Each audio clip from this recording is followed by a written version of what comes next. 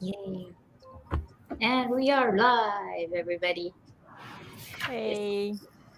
We're Hi. gonna say hi to people that's watching first, but we're not gonna start yet, everybody. For those who are already watching, we're not starting yet. But hi. Say hi, Hello. guys. Hi. Hi. Okay, that's good. Oh, okay. Looks like it's already 3. Okay. So,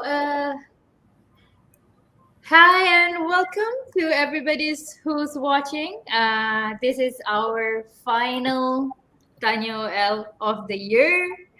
Um, this will be the last one for the year. We will still continue this next year, but this will be the last for 2021. For this session, it will be a special session because as you can see, we have a lot of people joining us today. All of the LD team, the learning design team, learning services from our learning services department are here today, and as always, the ever helpful Nikki is joining us. Oh, Yay. Hello. okay. So before we start, Chandru has. I think might has a problem with his connection. So while we wait, why don't everybody introduce a bit about yourself? Maybe we can start with Nikki. Sure. Hi, I'm Nikki. I'm the editorial strategist at OpenLearning Malaysia, and I've been helping out with the past few Tanya OL live stream community hangouts. It's been really good to see people join in and ask questions. So if you have any questions throughout the session today, feel free to drop them in the comments section, either on YouTube or Facebook, and I'll make sure that our speakers today see those questions and we'll put them up on the screen as well. Yeah. Yay. Yay! Yes, thank you very much, Nikki. As always, I always need Nikki's help because if I'm doing this all on my own, I will get lost. So Nikki is always there to help me. So thank you, Nikki, for even being off screen. My Thank you. pleasure. Okay, next, maybe Shaliza, you want to go next? Okay. Hi, I'm Shaliza. I'm one of the learning designer at Open Learning. So I'm here today to share with you, talk and discuss with all of you. And if you have questions, you can ask us. And I'm also very excited today because we have like all of our team here. Yay! Yay! Yes, thank you, Shaliza. Yes, I am also very excited of this session because everybody is joining. All right, next, maybe we can have Kim. Hi, everyone. Good afternoon. It's 3 p.m. tea time. I hope you have your coffee or whatever with you. My name is Kim, and I'm the learning designer with Open Learning. I'm happy to join all of you and excited to be part of this session with on board with all the LDs and Nikki. So welcome aboard, everyone. Yes, thank you, Kim. And next, let's have Elena. Hi everyone, this is Alea. so, yeah, as the session says, it's all the LDs plus Nikki. So I'm not going to mention again the title and stuff, but happy to have all of you here with us today. Yeah, looking forward to have a chit chat session, where we will all be sharing our experiences and then maybe some tips and tricks. Yeah, so just don't be shy, put down your comments or any questions that you have, like what Nikki said, either on the Facebook or on the YouTube channel. Yeah, so speak to y'all soon. I'll pass the time to Chandru if Chandru is ready. Yeah. Maybe. Chandru dropped off. Okay, Yeah. maybe I can go next. I know everybody who have been joining. You should know me, but I'm still gonna introduce myself. My name is Atika. I'm also a learning designer, part of the learning designer team. Um, I'm usually the one conducting this session, but I always have the team with me, and thankfully today everyone agreed to join me on this session today. Uh, guys, thank you again for joining. I think we we might uh, can go first. Uh, well, before I start with the session, I just wanted to say that um, because this is the last session, I have decided to make this session, the community hangout session, into like what is it? A Q&A kind of thing, but for the most commonly asked question to our team. And this I tweaked it a bit into course creation because we have all the learning designers team. So it's best to have the input for our learning designers team. All right. So while we have Chandru here, so Chandru, everybody has introduced themselves. Maybe you wanted to introduce yourself a bit. Oh, Chandru, you're Muted. Muted. Yeah, unmute, Chandru. Hello. Yes. Okay. Hi. All right. Hi, everyone. Okay. Sorry for that again. Also, sorry for that disconnection. Uh, I am having an internet issue since morning. Okay. All right. So, my name is Balasanda. My friends call me Chandru. Yeah, I'm also one of the learning designer and trainer at OpenLearning Malaysia. So I'm so happy to be here. I think this is the first time all our gang together in one single webinar. Is it Yes. true? Yes. No, I think it's all of us on our camera at the same time because usually we're together, but we are not on our camera at the same time, right? Yes, that's Yeah, true. yeah. I think I've been here for quite a long time. I think this is the Mm. first time. It's quite valuable time indeed. Yay. We should take a screenshot later. Yeah, we Yes, that should. is a good idea. So remind me at the end of the session to take a Yep. screenshot of this. Okay. Yes. All right. Okay. Thank you, everyone, for introducing yourself a bit. For those who have been our fan, I think you all know each and every one of us. For those who have worked with us, you might know our work and all. But basically, our role as a learning designer is to create courses, and we have Nikki, who helps us, who's on the team that helps us to promote the courses. So if you have a course you want us to help you with, you can reach out to us, and if you want to promote the courses, you can also reach out to Nikki's team to help promote your courses as well. So yeah, we're all a bunch of team that works together, like a well-oiled machine. That's what I said. Okay. All right. So to start off our session, I actually have compiled a series of questions that we can go through today, so we can all answer this question. Each give our input. Okay. So I'm gonna start with the first question. So first question is there an easy or fast way to create the courses? Okay, I think I'm gonna ask Chandru to do this. Maybe Chandru, you can give your input first. Yeah. Okay, that's quite tricky question. Easy, right? I think.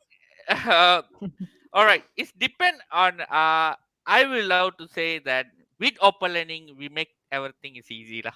Okay, for everyone who want to create courses in open learning. Um. But is it you want to make it?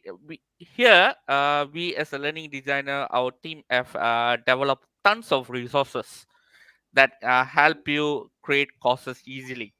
So when come to the resources, what you can what I mean is it can be like a training webinar, right? Show you step by step how to do it. Short videos, right? developed by all the people here.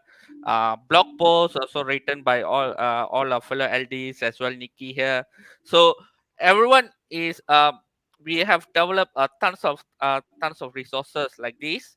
Also page template and also course template that allow you to create courses easily. So yeah, we have developed tons of resources that can help you create courses easily lah.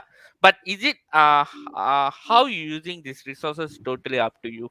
Okay, because even it's all there, but first you need to learn how to do that, and it's all come from the intrinsic motivation.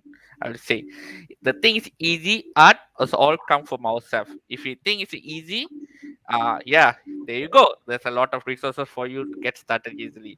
If you think it's hard, then you'll be nowhere, so you can be stuck lah. Also, if you look at if you created course in open learning, also our platform is super user friendly. You don't need to know any programming or coding anything. It's super like a drag and drop and everything. I still remember when the first time I was like go to open learning platform. I remember the I asked a couple of people, including Shaliza here, which is quite senior than me, that she's I asked her then when I look at it, it's so like wow, so easy to create. It only took me like I think 5 or 6 days to master the entire thing. Okay, because one thing, yeah, I'm very familiar with the drag and drop even before joined open learning. That's one thing helped me because of I've used Vplay and everything before that. Uh, but when I look at it, it's so super easy. But that's alone not cut it. Uh, After you go inside, you have to practice it. You have to put some contents, you have to practice, you have to watch video and then do it, then it will become like super easy. So the question is it easy to create a course or not? Yes, totally yes. We have a tons of resources here that help you create courses easily. Platform also super friendly, there's a tons of resources for you, and we also have an awesome support team. Okay, in the platform, also outside the platform. If you inside the platform, you look at, we have a chat box there that you can approach our support team. If you're stuck, you can quickly type your heading help what you need. You can quickly, the people will quickly respond, our support team. And you also can call us, send the email, and so we have a team that support. So you're covered. So the next is what, the content. You only need to come up with the contents, good cost topic. That's the only thing you need to work out, right? Developing, migrating costs, you fully cover. All right. All right. Anything? Yeah, that is a really good and extensive answer, Chandu. I think everybody's answer is already put into Chandru's answer in there. Yeah. But I guess I still want to ask. Anybody want to add in to what Chandru mentioned? If I may just add in one, right? Oh, Shaliza, please go ahead. No, you go ahead. I guess I know, just like just an opinion. When we do anything for the first time, there's a bit of like a learning curve, exploration kind of stuff. But it's the same for everything else, isn't it? Right. So once you get past that one, right, you'll be fine, right? And definitely sometimes we'll meet with like junctions on the road, that kind of thing. And there's sometimes we are stuck, and that's where you can ask. And as Chandru mentioned, there are lots of resources and lots of avenues that you can ask, and there's lots of support from the open learning team and our customers, our success team as well. So feel free to reach out to us, and definitely you will get there. You only need to make the first step. Just try it out and you will get there. Right. Okay, Shaliza, please go ahead. I think it's the same.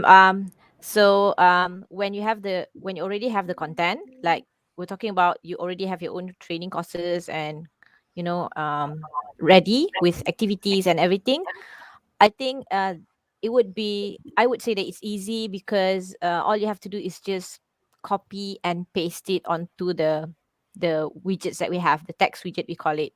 And then if you already have like videos, all the basic ones, you are actually ready to put your content on the platform. Yep. Yeah, I agree with what Shaliza is saying, that basically if you already have a content, you're nearly there, you're halfway there already.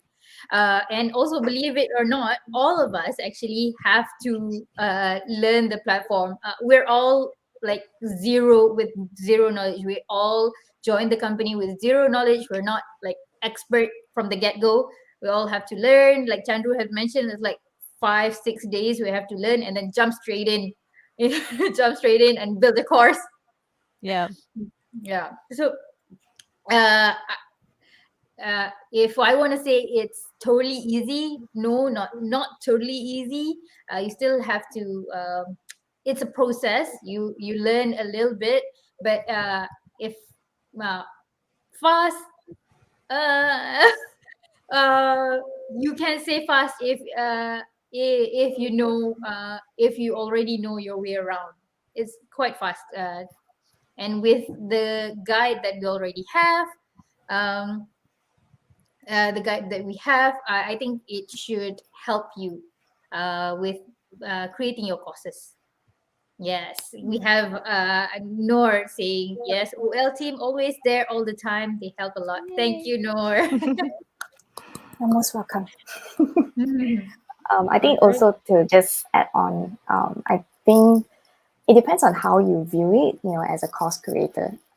What is the end purpose, of having that course? So do you want like a high quality course, or you just want to, have a course where you just put everything inside, but there is, there may not be a lot of engagement and things like that. So that's why I feel at the end of the day is a question to ask yourself as a course creator is like, what is it do you want out of this course? So if let's say I want to have a very effective and engaging course, as what all the other fellow colleagues of mine has been saying, that the first time is sometimes a bit challenging, but it's not that hard in the sense that because as what Chandru, Shaliza, and all of us has been saying is that you have the content already. So the whole idea of having the content is that now you have to think of a way to put this content in so that you can create a meaningful course.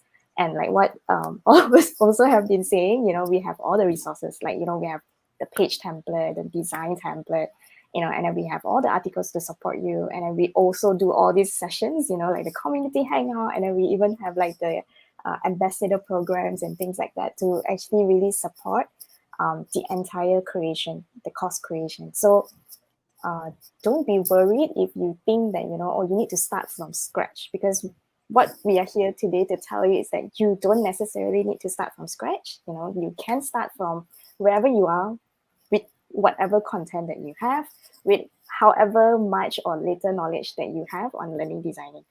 So that's why, we built this community so that all of us can come together and then we can share, like, because we are not really like know-it-alls and all, like, we still need to learn from one another, lifelong learning, right? So that's why we're all here, and we are having this sharing session. So the answer to that question is that there's no straightforward answer. But I think with the right tool, the right mindset, and the right outcome, you can actually have a fast and easy way to create a course. So yeah, that's my take on this. Yeah. Thanks, everyone. All right. I guess that should answer the first question, right? Okay, let's go to the next question. What are the process and steps that I need to go through? Do I need to go through to build a course on open learning? Can I use the same method for other platforms? Okay, so I think this questions is a lot for those who transition from other platforms or are using other platforms. So they wanted to know if are these process and steps the same throughout all the platforms that they're using. Okay, so for this question, maybe I can have Shaliza to start off the discussion. Okay.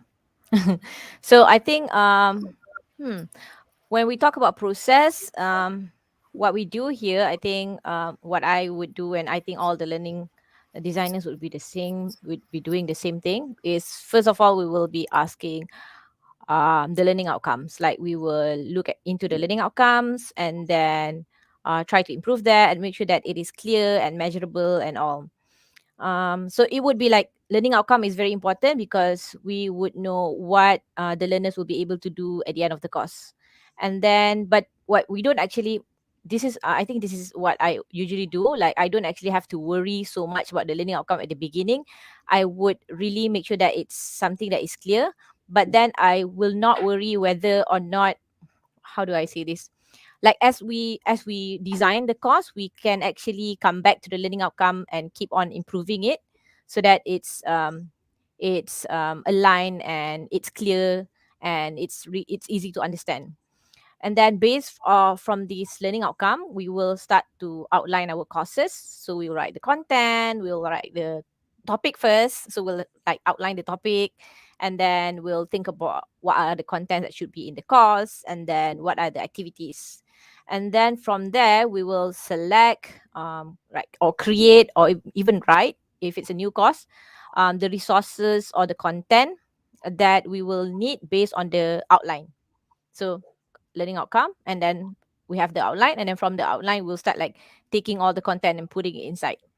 And then only we'll start like really write or chunk or maybe simplify the content to make them uh, easy to understand.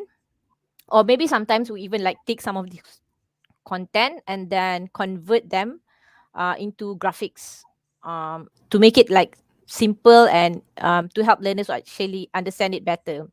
We also like select videos to be used. So so it's all like looking at all this outline, and then we think of, oh, what can we put inside this. And then we also, together with that, we'll be designing the learning activities to make sure that it is interesting, fun, but also effective, like also help the learners to actually achieve the LO. Then only we put everything into the platform. So if you can see, all of these are done before putting things on the platform. So I think it can be used for other platforms too. Maybe the difference will be on the technical parts, like what kind of tools the platform offer. Then it will affect how you, maybe it will affect how you design your learning activities and how you can present the content. So some platforms will have different tools, like open learning we have all these widgets, we call it widgets.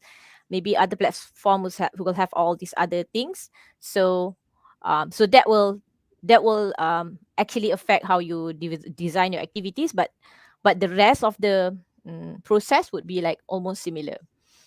Mm, yes. Mhm. Mm, You Yeah. you I think guys yeah. have anything different from me? Well, yeah. I think same thing is like we what you say is absolutely true. I think the process is actually, if we come from the learning design background, I think we already know about the AD models, right? The process of AD Mm. models last time is like people talk a lot. I think it's if you look back at the history, it started in the Navy, people in the Navy, in the US forces, and then the models start to develop. And then but even so, that all the thing, that's a process. Like you start with analysis, you start, then you design, develop, and then you implement, then you evaluate. People, whatever we come up with our own name is almost same like that, right? We call it here, it's like stage one, stage two, stage three, stage Mm, four, right? And then what is the first thing we do? Normally we come up with the course outcome, right? We look at who's our target learner. We come up with a very basic thing that understand the course itself, like who's our target learner, uh, what type of activity that we need to do in order to fulfill the outcome, and and what type of other outcome that we need to fulfill. Okay, so then only we start developing the contents. But the content also, we not directly go to the platform, is it? We start developing in the piece of document. We plan and yeah, then we start developing in the platform, because we can see it overall in the piece of document how the flow really look like, right? yeah. One step, two step, three. What happens if you directly go to the platform? What is the mistake? High probably is like you gonna do the redesign, delete everything, and then make things more harder. So it's very nice if you directly after you analyze it, see if you got demand, come up with the outcome, cost, topic, title, who's a target learner, what is the activity. You plan everything in the piece of document. Then only you develop the contents. Then then only you move to development part, which is like putting in the platform, right? When come to the platform, you need to have you also need to have a subject matter expert. Of course you are. If you're a cost designer, you're a subject matter expert. Other skill that you need to have is a platform skill only, right? So you need to learn the platform thing, I believe, and then master it. Then things will be smooth, I believe lah. So the I think each organization have its own process, Atika. But I love to know what type of process is it. We also learning. Okay, maybe we miss something that they put it inside the process, right? And that would be great if even we have our own. I also we also love to see how other people come up with their own. Okay, see if that thing. Yeah. Yeah, yeah. I guess I think I want to like shorten it to make I mean like we even us we have this step that we follow, like so basically the first step before we design a course is to look at the course, see if everything is there and okay. Basically, all the contents are there. Is it ready? Are the outcomes measurable? Um, and all the resources is there. So that's the first step. And then from there, we create the outline. I'm just putting back what Shaliza and Chandru has mentioned, and then we put it back into a structure, make an outline, make an activities. Uh, uh, Out of the content, we make an activity, and then from there we create a course and create a course. Go After we create a course, have a beautifying and then a UT before we release the course for the public. So usually that's the steps that we go through. Um, Basically, it's nearly the same steps, not different for any other projects that we have, and I think this works for any other platform as well, right? What about you, Elena? What's your process?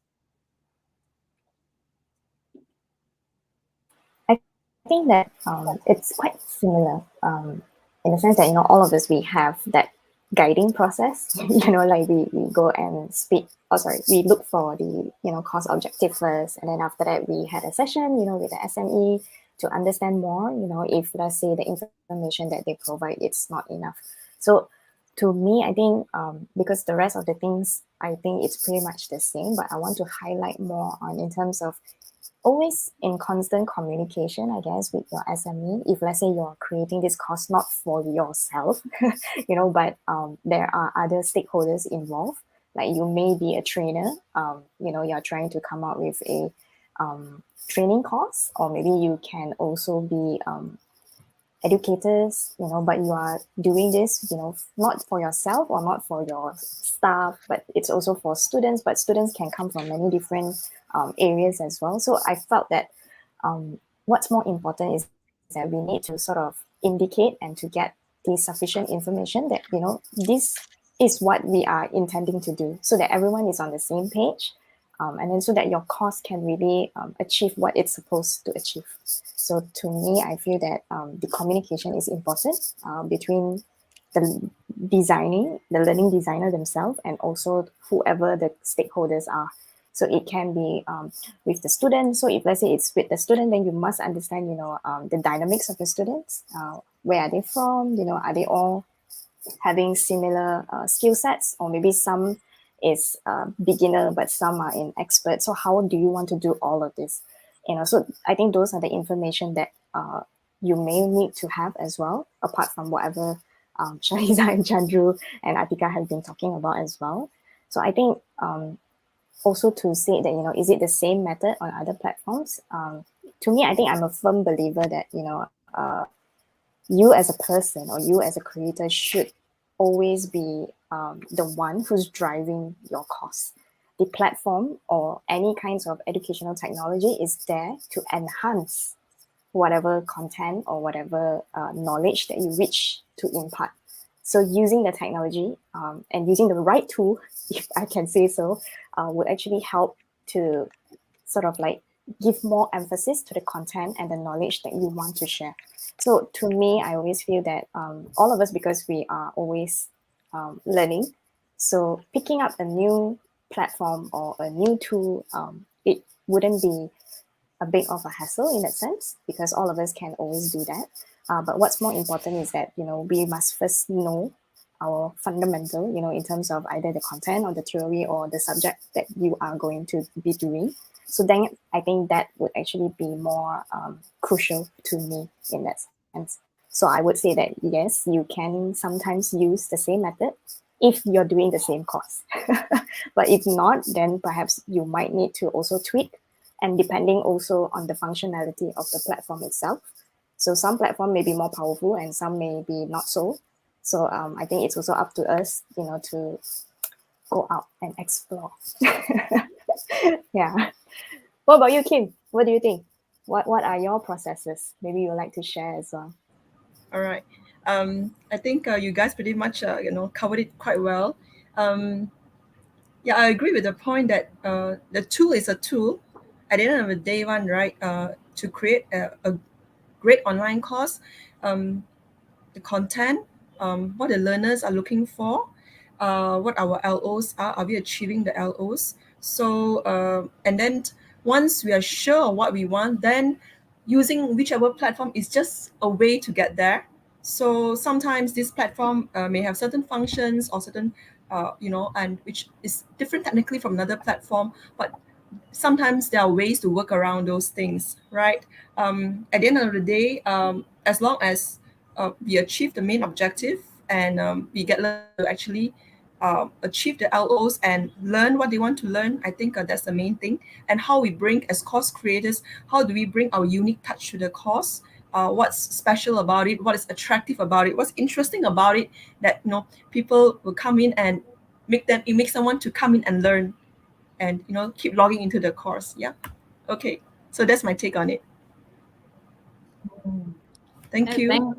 Yeah, thanks everyone. That is, I think that's good. A good take on this question. And I like how Elena says you're your own person. Whatever platform you're using, it's how you utilize it. It's not about the steps of the process of it. Yeah. All right. Okay. Now let's go to the next question. Okay. Is there a standard I need to follow to create an online course? Okay. I think this one refers to a standard on open learning. On like, is there a standard that we hold on if you want to create a course on open learning? Okay. I think maybe Elena, you can want to take this. Yeah, sure. So to me, I would look at again, coming back to the standard of whether we, at the end of the day, what is the outcome? How would we want our course to be perceived? So in open learning, of course, all of us, we held ourselves to very high standards, in the sense that we would always and put the emphasis on the learner themselves. Like we always want to achieve the learning objectives, and we always want to put the best interests of our learners at heart, where we want them to really gain something from the course that is being developed. So how do we do that? For me personally, what I do is that I will actually look into, like those good practices, of online courses and things like that. So there are many out there, right? Like even MQA themselves, they have one already. So feel free to also go ahead and take a look if you don't already know there is such document. So to me, apart from like looking at this formal documentations, on the guiding principles or good practices, there are also other things that I would like to look at. So to me, my standard would be I like to fall back onto theories and learning models. Why? Because partly based on my own experience and my own educational experience as well, where I come from the educational psychology background.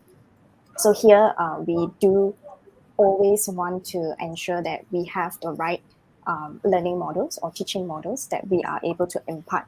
So that means when you build your course, you must first know uh, how do you want to do it, who are your learners, and then what kind of theory or models that you are actually basing it upon. So back when I was still with Monash, we did a little bit on different kind of projects and all, and then we actually also sort of experimented a little bit about flipped learning. So for those of you who know what flipped learning is, give a shout out, in the comment section, either in YouTube or in Facebook. Yeah, so you guys can also just let us know that you are also using it. So this flipped learning is actually very good in the sense that I do enjoy it as well. Like you get your learners to first do something, and then after that they come to either the class or the online course, then you get them to continue on with whatever that they have done before coming to class. So these are some learning theories or learning models. There's plenty out there. Like there's also blended learning, so there's also community learning, so there are many different things out there that we can actually base our course upon. So that's where it actually will serve as a standard for you, that that your course is not building out of thin air. There's some basis to it on why it is being structured in such a way or in such a manner. Yeah, and also I think we also need to also understand in terms of how would you want the delivery to be, synchronous, asynchronous, or do you want it to be everybody live, or do you want it to be like a blended? So there's so many things to actually think about, and that's why I think it would be good to have these guiding principles and the theoretical part of it, the models and the framework to actually guide you so that you know this kind of content, how it should be, and then what kind of learning activities or assessments, or how do you want to provide all those feedback. They can all come together because it's not out of thin air. Like you don't just think that, oh, I want to do this activity and then so be it. No. So everything is thoughtfully and very intentionally, you are creating it in such a manner. So that's how I would take this. Guys, feel free to jump in if you have other ways to actually, talk about the standard that you have for yourself. So yeah, feel free. Yeah, I think yes, what Elena has mentioned are all good comments on it. But I also wanted to add a bit. If you are clueless and on what you wanted to do, our open learning site actually have a course quality criteria that you can actually use to help you build a course. So we if you really don't know what you need, what you don't what you need to do or anything, we have a course quality criteria that you can actually follow to help you build your course little by little. So I guess if you follow everything, in the end you will have a full-fledged course. Yay! Yeah, awesome. That's the best part of open learning, that we provide all the basic thing. Yeah, also little bit come to add that when come to the standard, yeah, is also is important. We as a course designer, what we believe in when it come to the when it come to the our learner, right? We have our own standard, all right. Sometimes, um, people say, "Oh, this is my standard," and every time when I ask, "What do you really believe in, course leader? What do you want your student to achieve?" and then they will say it, and when I say it, I'm quite really surprised how it's aligned with our basic open learning philosophy. It's like the three things we believe in. Oh, sir, you come in the right platform. This is our philosophy. This is the same thing we believe in, right? So look at the standard here. We also believe in active learning. We believe the cost should be more than content delivery, right? You should focus more on the learning itself, not upload content and tell students to download and read themselves, right? Yes. Whatever you say in your classroom, come in your own word. You should put it in your course, right? Mm.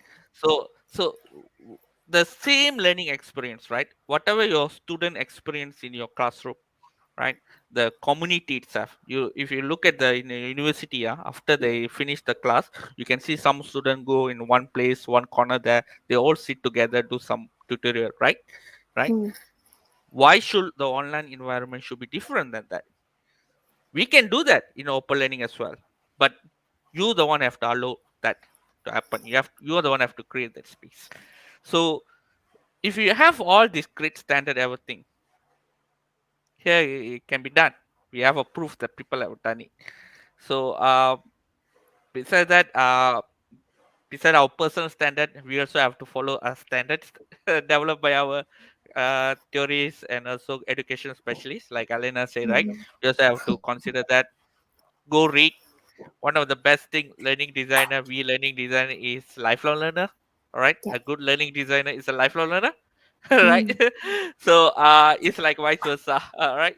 So we have to go and keep on reading, because educational practice keep on evolving. Am I right, Elena? It's like Yeah. keep on coming up with the new ideas, new contents. People are, it's Definitely. still evolving. It's like Yes.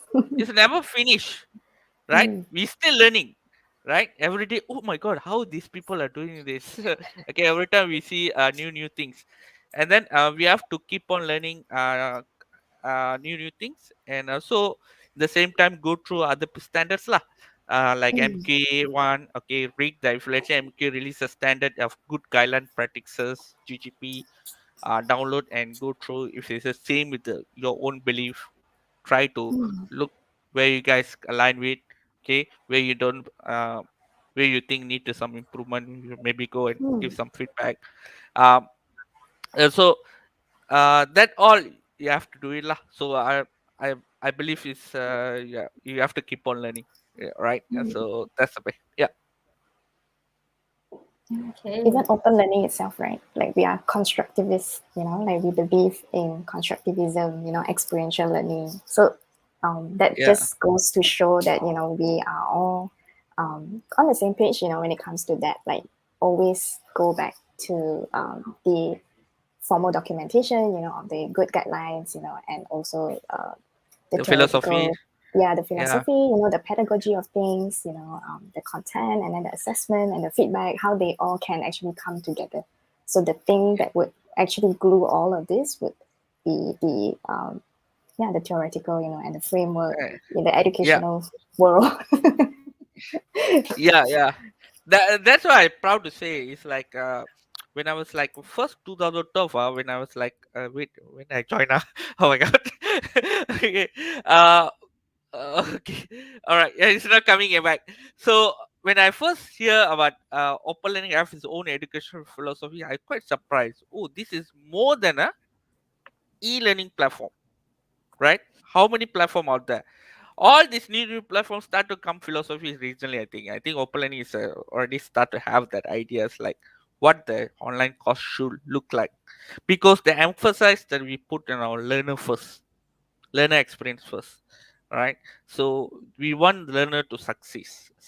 We want the whatever the time they spend online learning should be meaningful instead of like now watching time. So that standard that I believe they will all come up with also belief by also adopted and also followed by many course design out there.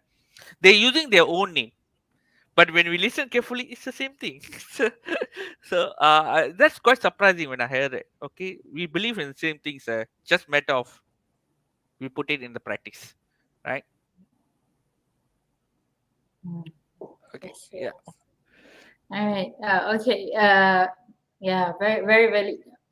Wow. This is a very long conversation just for talking about centers. okay. But Next, Heavy, yeah, next. all heavy. this important, important This notes is we Next, have. heavy. Yeah, that's a ring the bell. Time out. Time out. Time out. Ding, ding, ding. All right. Okay. I guess. Thank you for that. I think I'm just gonna go to the next question. Okay. So the next question we have is on time. So I have limited time to create my course. What can I do? I guess what we're from what we have been seeing, it seems like it's a lot of things that they need to do. So, any tips from us? Any of you guys on how they our user can handle this? Maybe Chandru, do you want to take this? Yeah. Okay. When it comes to the limited time, it's like I think first number one, planning is very important, right? Number one, uh, when you plan, if you when you during your planning stage, you develop this is how come this is a content that I need to develop. This is thing, and if you believe that you don't have a shorter time, enough time to do this, my advice is find the time to do it because it's better to produce a better high quality and final good cost than doing something that you regret later. Okay, so that's number one. It's like everything in your piece of document, if you believe that this is a thing that I need to develop and I need this in order to have create a code quality online course that allows student to achieve the outcome, allows student to do everything, then find the time. Okay, don't short it out and don't reduce the quality, please. Okay, just Mm. because you don't have a time, quality is important.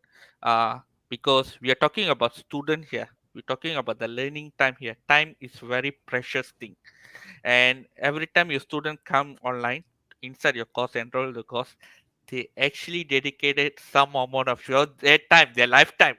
Okay, 5 minutes itself also they can do it, go and do it other things.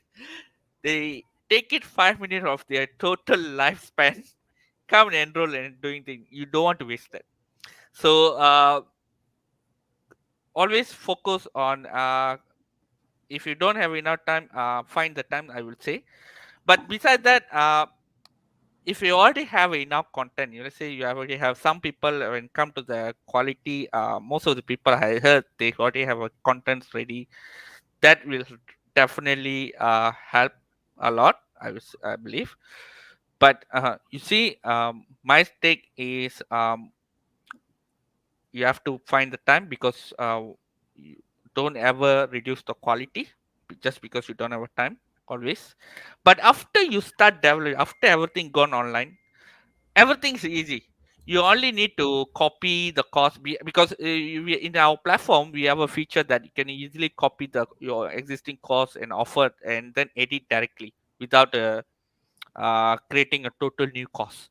Let's say, oh, I already have online cost now, and then I only want to create a copy of this and want to remove certain things. See, what you can do is you can create a copy directly from the existing cost. No need to develop from scratch again, and then remove the part that you don't need, and then offer as a new one. Saves the time.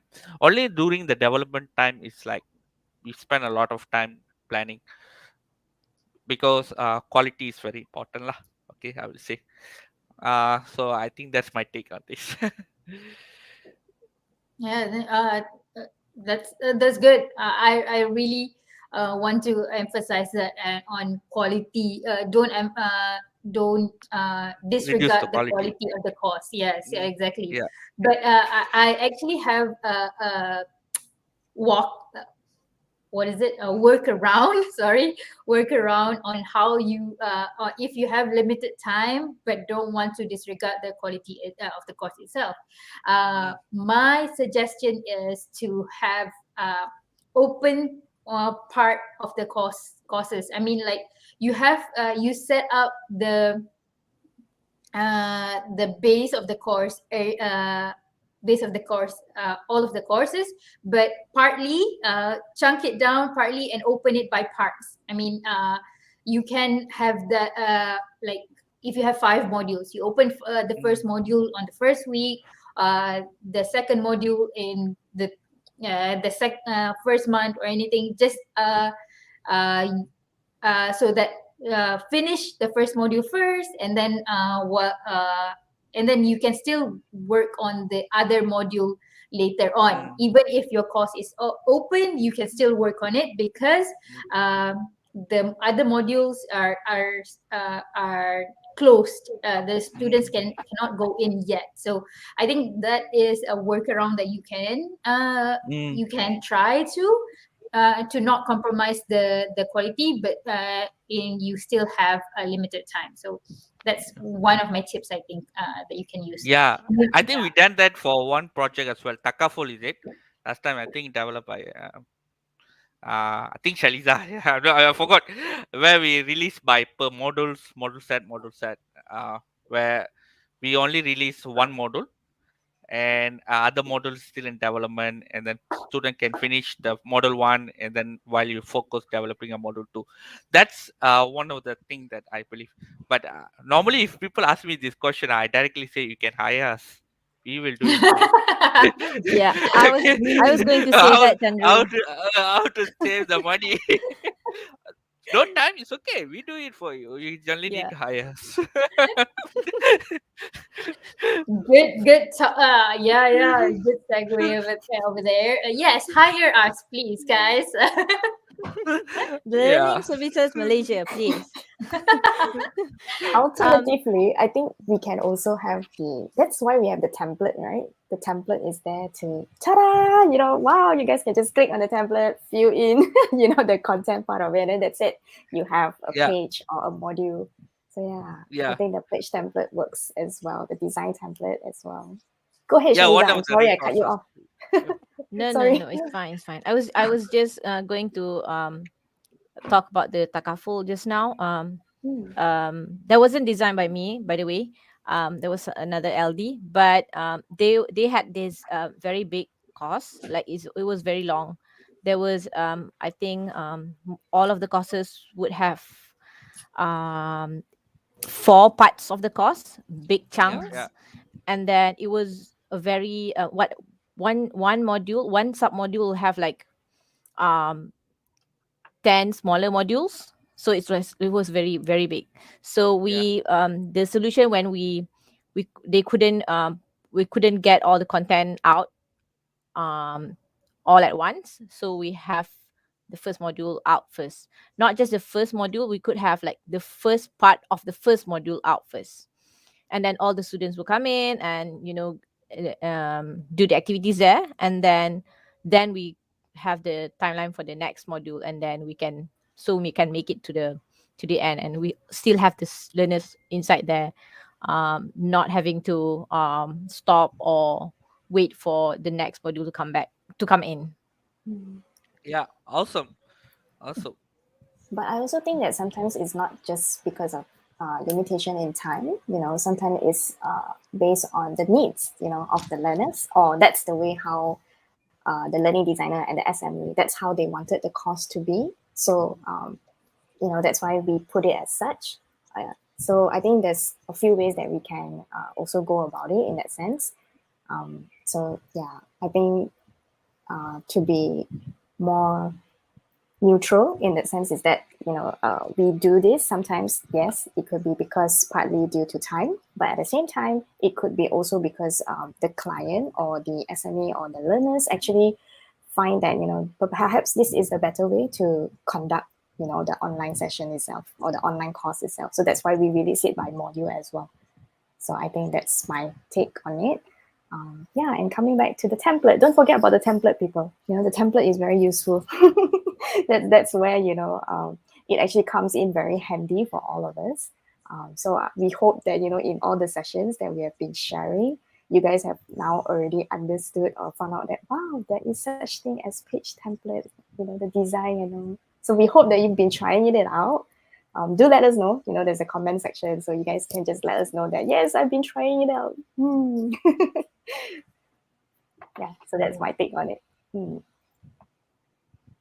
right. Yeah. That's really good, everyone. So a good tip for those who have limited time, templates, open it up by parts, but most importantly, even if you are limited, have limited time, never compromise the quality of the course. Okay, guys, most take note on that. Yeah. Okay. All right. I think I'm gonna go to the next question. This is a question on facilitation. I want to take the. I want to go to this question. This is an online. This is an online course. Shouldn't it run? Shouldn't it self-run? Why do I still need to facilitate? So this is a question we often hear from people who has transition from people who transition from a face-to-face class into an fully online course. So a lot of people have a misunderstanding that an online course should be a self-run course. So I think for this question, because I want to give it to Kim because she actually create a blog post on facilitation. So Kim, would you would you be so kind to answer this question? Sure, Tika. Um, so, just speaking from personal experience, I've been through quite a number of online courses, and some of these courses there's no facilitation, um, a lot of automated stuff and so forth, a lot of activities. And I have the privilege of joining certain courses which really has awesome facilitators, and having experienced it as a learner, I can feel the difference. And sometimes the courses that we join, we will run into questions, and there'll be things that we are mulling about, we're not too sure. And I think having a facilitator, it gives us that additional support, someone or an avenue that we can turn to for answers.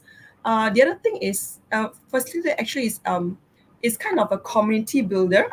uh, this person helps to build the community to, so that the online course gets rolling, and it's not a one-to-one conversation between the facilitator and the student or the learner. It's more like creating a community so that they talk to each other, they become active, and they talk to each other, and they start to learn from each other. And also, you can prompt them questions, challenge them, and make their learning that much more meaningful and deeper. Yeah. So that's my take on why I feel that presentation is so important. And imagine if you join the course as a learner, and you feel, hey, this part I am really in a dilemma, and I really want to learn this well. um, I really want to check this bit and make sure that I get it right and whatever. And so if I have a facilitator, and I have that support network of other learners in a vibrant online community, um, I will probably get the satisfaction of nailing it, what I want to learn. And to me, that's an online course that I will vote to join uh, anytime. Yeah. So that's my take. Um, I'm curious to hear what the rest thinks. If you have anything, just feel free to jump in. Yep. Can I just add, like, facilitating or facilitation will help the learners to feel motivated and that they're not alone, and it can support them in their learning as well. But also, I just want to share my experience. I took a course once, and then it was a big course, and there was a lot of students, and I wasn't really sure about the topic either. And then I went inside, and then I do the first activity, and then the next day, I got a reply from one of the facilitators, and they were not like from Malaysia; they were like from all over the world. And I'm like, oh, I got a reply, and I was really happy, and it got me to quickly wanted to continue the course because I got a reply. Maybe it doesn't matter if it was the facilitator or it was one of the student, but as long as you have someone who is actually replying to you and talking to you and helping you, you feel like you're not alone, and Yeah. it helps you to feel motivated to continue. Yeah. Yeah, So yeah, just a nameless face or something like that. It's like it adds something, and hey, there's someone who actually is talking to me on the course. Yeah, Chandru, have yeah. something to add in? Yeah, it's actually very meaningful. I personally experienced it in myself before I joined open learning.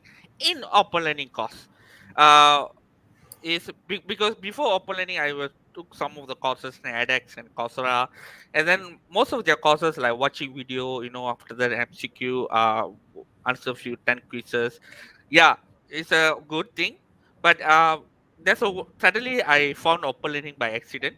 There's a one course. I still remember the course name. It's from UKM MOOC, Rethinking Teaching Redesign Learning from Prof. Amin. Oh. Okay. Mm. I think that time the course quite very famous. Yeah, Shaliza. Yep. It's like uh, I remember joining that course as a student because I was like exploring a lot of things about education. I want to learn it because I was teaching part-time in school. It was like taking as many as course about education and then instructional design and all these things. And this course I found it by accident. And then the first activity is I still remember it's like he asks, "What's your conception of teaching? What's your own conception?" It's like what do you think about the teaching? So I share my thoughts lah, and then I was like, oh, okay, I share my thoughts, and then what's gonna happen next, right? And then just like half an hour, the prof I mean share his reply, and then share his thoughts, and then give some feedback, and then he also share some resources for me to look for. And I feel like, oh my god, it's like this is amazing. I never feel like that. Oh, this person who I don't know come and facilitate like that, and then that's the first time I experienced this kind of teacher, and suddenly it motivate me to go through and other things like go through how he design other things, and then look at the other courses lah, the other thing. He the way he designed also using a content curation method, taking resources from other sources, create putting in a very meaningful way, create a very meaningful learning experience. So it's really amazing thing lah, the way he did it. So that's the icebreaker, and that's why today if anyone asks, every time when I say your community should start in your first activity, which is ice breaking, I believe that because it's happened.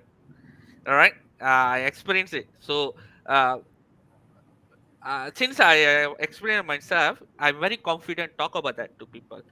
So this is where this is your icebreaking activity. This is your first and only chance to create the community, and you do it here. So because we are the proof, right? We done it, and I experienced myself as a learner, and I know if it's happened to me, and facilitator also have to come and give some feedback. So really meaningful, right? Yeah. But after your contents like your course become famous, without you realize, I think your student also will become a facilitator lah. Community will run itself, right? Fun fact, even this is a theory base actually.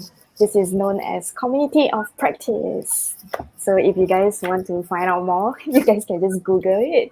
So the theory for this would be community of practice learning theory. Uh, So where it talks about, how learners can actually learn together, and you learn better when you're in a community. Yeah. So when you come together, and then everyone can share their experience, like what Shaliza has been talking about, everyone else, Chandru as well. So, you come together, that's how you learn more from one another. Yay, fun Yep. fact. I just want to add in one more thing on facilitation. Sometimes, we do recognize, many people recognize the benefits of facilitation, but sometimes there may be concerns and on the uh, course creators part or the educators part. Does it take a lot of my time, my resources? Can I, do I have the manpower to manage all these things? So, realistically, there may be such concerns, and there are certain ways around it. For example, what are some time management strategies that we can follow, we can use to make the to fit in the facilitation part? Because at the end of the day, whether we are teaching, let's say in an online course, online class, or a physical class, face-to-face class, the end game is to achieve the learning objectives. So how do we get there, right? So the time management strategies, for example, they can put a timetable, maybe 30 minutes a day answering emails or course or questions from the learners regarding the course. And they can actually use tools such as discussion forums or grouping, so that they don't have to answer the same questions from learners all over, over and over again. Yeah, so there are certain ways around those. Yeah. Okay. Thanks, Atika. Back to you. Wow. You guys have really good tips on really good notes on about this and everything. I and I agree. having somebody reply to you, even if you're not the facilitator, you reply to somebody's post on your work or anything, they give a feedback for you to you, you feel like, oh, somebody's looking at my work. Is it interesting? Feel stalkerish a bit, but still, uh, it makes you want to do more, so that you feel like, oh, maybe if I do better, these people that have been looking at my work will take an example from it. So it's a form of intrinsic motivation a bit. And in terms of facilitation, you as a facilitator, I guess if the course becomes stagnant or anything, you are the person to make it more lively, to make it uh, have life through the course. You don't want to be just a teacher, a person that marks the exam papers in the course. You want to be the person that the students can relate to, can go to talk about to talk about the topic, right? Uh, I think all of us would have their favorite teacher, and in school or in uni, you must have your favorite educator, right? And those people are very close to you. They don't really act like your teacher. They're more cool. They're more cool. So that's why you like them. So if you can have it in a face-to-face class, in a face-to-face environment, why not have it in an online environment as well? So I guess from my if it's for me, I want to have bring that in an online situation as well. Eh? Yeah, this is good. Yeah. Okay. I think. Yeah, I think those of Sorry. us who join us, sorry, just saying that those who join us earlier in today's basic series, the facilitation, I think we talk about this as well, where we sort of like all of us sort of like were saying that um, it's because the entire interaction doesn't happen, like so organically and so natural, in a face-to-face environment. That's why it is even more so that you need to have the interaction in the online course, so that's why the facilitation, this is where it comes in. Yeah, so I think if you guys miss that, then you can just go back to the link of the today's series, then you can actually watch the recording as well. So we did talk about that, and I think Kim and Atika actually shared a lot of very good tips, when it comes to facilitating and why is it important and then how we can do it. So yeah, do check those out. And like what Atika said, it is even more important and like crucial when it comes to online, that you need to have that kind of interaction. And how you can have the interaction is through facilitating. Yeah. Yes. Thank you, Elena, for adding that. Yes, yes. You guys should join the workshop. If you don't want to join any other workshop, just join the facilitation only. You can as well, because it basically helps you to shape your online course. So if you have an online course in other platforms or anything, take the facilitation course. It helps you to bring to build your community, and have your learners keep learning, keep having that interaction within the course itself. Yay. Okay, I think uh, we're a bit short of time, but I still want to ask at least one more question. This is a question from me, not not not the users. So the question is: share your favorite course or activity that you have done on Open Learning. It can be your own or the ones that you have joined. So I just wanted to know each of you guys. Nikki, if you have one as well, you can also contribute to this as well. Okay, anybody want to start? I can. Oh, sorry. I think I can start lah. All right. Uh, okay. Yeah. Actually, there are one activity that I deeply love it in open learning, but created by I think so one course from I think from Australia. Uh, it's about the journalist ethics course. Quite love the activity. Really affect me personally also, emotionally as well. Right. So love how the course creator uh, use the real case. Okay. The course is about the teaching ethics, in journalism. Okay, as a journalist, what ethic that you should follow, or something like that. But love the way he, the course creator, use a real case, and then bring and then and ask people to go through that, and then share their own thoughts before he shares. Okay, trying to connect them emotionally. So when I read that, I was emotionally connected to the contents, to the story, and then it make me automatically feel want to go through the entire course. It's like because I was intrinsically motivated. It's like emotionally as well. So it's like because people are asking when I go- so it's really amazing the way the activity is form, uh, and also is with me for I think for quite a long time. All right. And also with them I'm realizing I go and study more in internet, right? So start to explore more because of this thing. So that one of the activity that I really capture me a lot lah. Okay, beside first Prof Amin course, the activity that he gets here. All right. So that I think I learn a lot of when I look at the activity like that. Something that I feel like when I come out with the activity, I should have my learner also feel the same emotions, same thing. Okay, deeply connected. So that's really amazing, lah. All right, yeah. Yeah. Forgot the course name though. I think it's a journalism ethics. Okay, Yeah, I like that one too. I know which course you're talking about. It's the yeah, journalism one, right? It's where yeah, the the yeah, the kid, the baby who's going the yeah, picture. yeah, yeah. The The vulture learning and the picture. kid. It's actually a Yes, vulture. that one. Mm-hmm. Yeah. So the journalist actually won the Pulitzer Prize something for that picture, and then he commits suicide after that.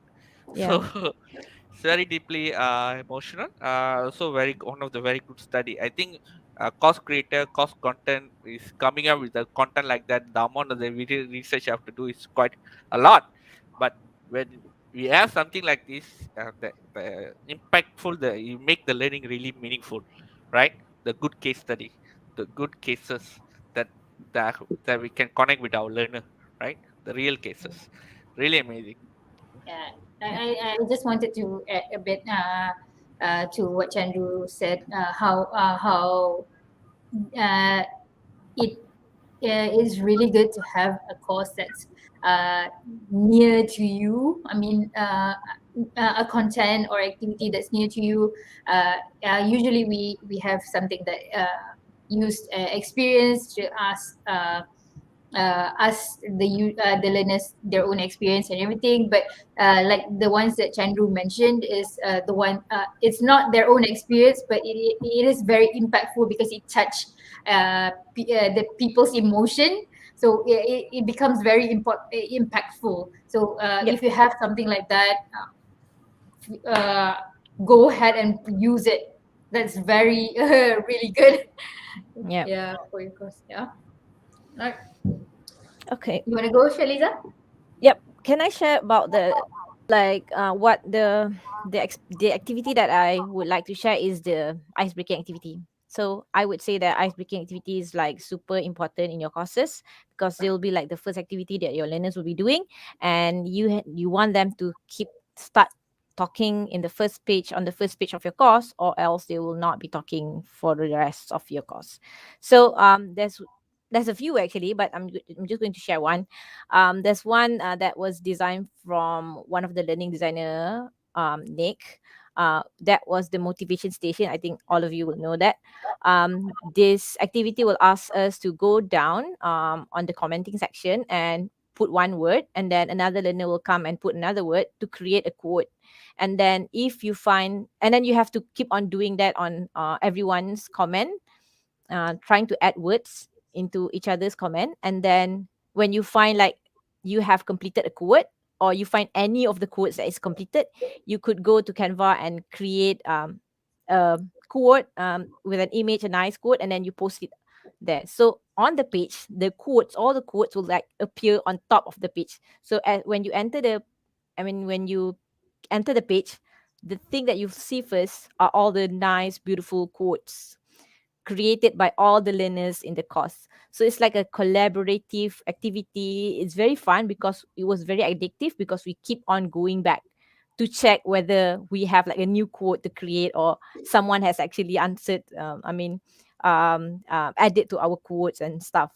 So that was one activity. I could share more, but I think time will not That's permit me. actually the one that I wanted to share as well, because I love that activity so much. Yes. And it didn't even have to be inspirational. Some of it are actually very funny. Yeah, true. Yes. You look very inspirational, but it's funny. And I'm like, oh, I love this activity. Brilliant, right? Yeah, I really like the activity too, and for them to put the gallery on top rather than at the end, it really is. I guess it's a nice touch to the learning experience. Yep. Yeah, good, great mind thinks alike. Think alike. Yay. What about you, Elena? I think I like our open learning, the onboarding series. Actually, my favorite is the Spotlight Challenge, the activity. Yeah, where all of us, fun fact for those who are listening with us, all of us, when we first join open learning, we actually have to go through this onboarding session. So we actually do it through online course as well. So one of this activity is called the Spotlight Challenge, where each and every one of us, we have to record ourselves, and then you have to use the random selector, and then you choose the topic that you're going to be talking about. So you record, and then it can be in a funny manner, or any way how you wanted it to be. So I still remember the question that I got was, what was the superpower that you wish that you have, or something like that. Yeah, something along the line. So I mentioned that, my superpower, the one that I wanted to have, is to learn everything there is to learn in the world, or something of that sort. Yeah. So I really find that very interesting, that we get to see at least who we are working with, who our colleagues are, because given that, now things are, everyone is like working from home. We don't really see each other in the office. So I think this is a very good way to sort of like engage with not just with your work or the things that you need to do, but also with people who are actually in the same office as you, your colleagues, especially if you don't see them face to face anymore. So this is like a very good activity for us to get to know one another. And at the same time, I think it's very engaging. So I really love that. What about you, Kim? What's your favorite course or activity? I like this activity from this course. It's called Whistleblower Protection Policy. When you hear about a course about policy, you begin to think a lot about laws, pages and pages and paragraphs of non-stop laws and stuff. So it's on whistleblower protection policy. And what I like about the way the course is designed is that instead of letting you read the policy, which some people may fall asleep, is it's structured in such a way that um, at the beginning, the learners are introduced to a few hypothetical persons, right? And they're given a profile, like she's the accountant of the company, and her likes and dislikes and stuff like that. Something about the person's personality. So there are about 4 or 5 profiles of persons who are in the company, and it's set in a scenario of a hypothetical advertising agency. And I think the interesting part about this course also is the way it's delivered.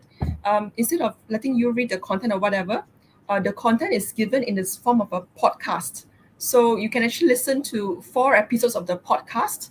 And after you listen to it, you are given some questions and scenario and discussions and how it relates to the whistleblower protection policy. And I found that quite interesting as well, because it's a different way of presenting the course.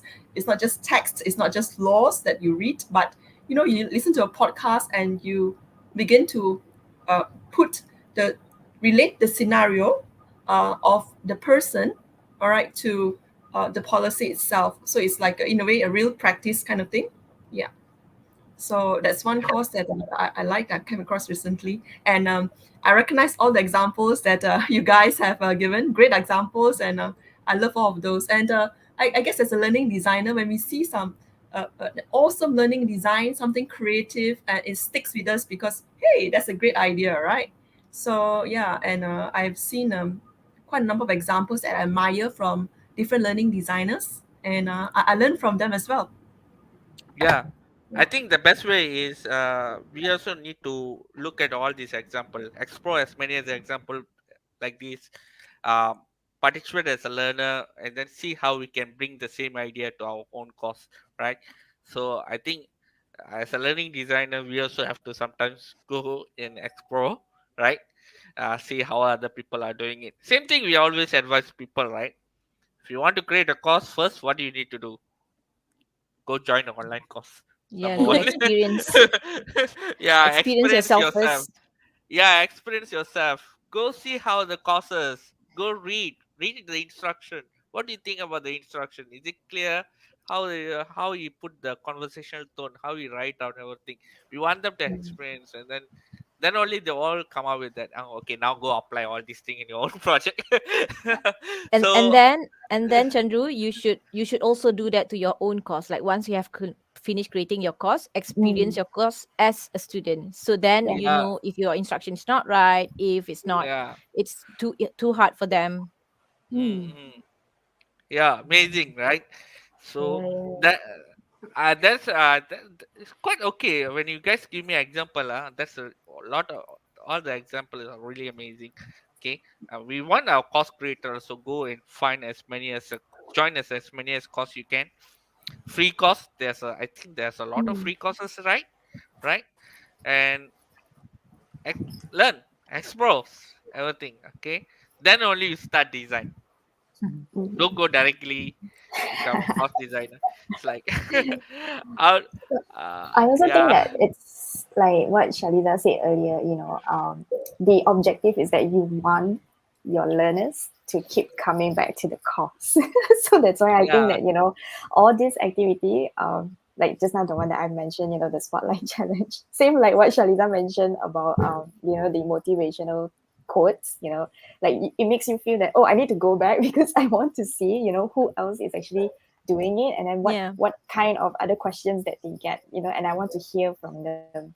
So I think that indicates, that an activity or a course is actually doing successful, or you're being very efficient in terms of that, because people are actually going back, like even though I've done it, but I still want to go back because I want to know, like the curiosity of it, you can't take it anymore. You're like, I need to go back and I see, what happened to my code, or what happened to the video, so I think these are like the indication that the activity actually works. So mm, yeah, that's my take on that. What about you guys? What do you guys think? Do you guys agree? Yeah. Agree. of, Can I yeah, also ask Nikki Hmm. if you want to share your, Nikki, one any Yeah, activity actually, or I wasn't going to share one that's my favorite, but I was going to share that some of the best activities in terms of like marketing your course are the ones that get your learners to reflect on the course. So sometimes I do have to like promote some courses for other course creators. And I find it really helpful when I can go into the gallery and see the reflections that some of the students have done, and just take those reflections and sort of reach out to those learners and say, hey, is it all right if I share your reflection as a testimonial for this course? And actually, some of them do respond and they say, yeah, sure. And they even send like a picture of themselves along with their roles, their current roles, or their full names and things like that. So I would say it's not necessarily my favorite activity, but it is an activity that will help you if you are trying to market your course. those kind of activities that get people to share reflections about the course that you've created. So yeah, if you can incorporate that into your course, then you'll find that it actually helps you to drive even more enrollments later on. So yeah, I would say that's one of the better activities that I've seen. Real life feedback. Yeah. I don't think we learning designer is like. I think most of our course have reflection. It's one of the requirement, like ice breaking activities. If you want to start a course, you should end it like the one, right? You not only start the course like meaningful, you also end it with very meaningful way. So I think ice breaking and reflection activity, orientation model and the closing model is one of the best thing that we normally always advise course designer to have and must have lah, right? So if you- how you start strong, you also end it strongly, where the student can share how it's really changed their life emotionally, as well as what are the new skill that they gain term of it. That's really amazing, Nikki. Yeah, reflection activity is. Some people are thinking. I don't know. It's like some people overlook it reflection activity, but it is one of the most important thing, I believe. That's true. Okay, that it should must have in all the courses. Must have. You end with a bang. Yeah, end with a bang. You start with a powerful word, but end also with a bang. So, All right.